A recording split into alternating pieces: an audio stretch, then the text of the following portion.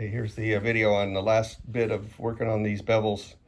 The last video I hit the button to stop, and we're just put this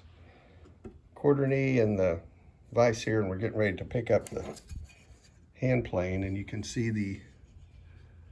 little line that we want to cut that edge down to, but the edge on the right side here, we're basically not going to cut to that, so it's going to be angled a little bit, and I haven't figured out how to plane one-handed yet, so we're just going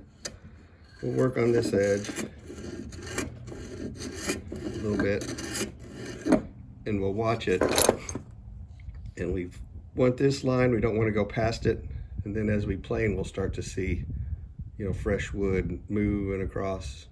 We start getting close to this line. Before we get down to this line, then we want to, you know, stop and take a look and maybe, you know, change the angle of our plane a little bit and just work on it real slow.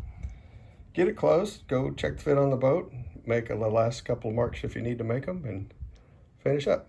So we're going to go plane.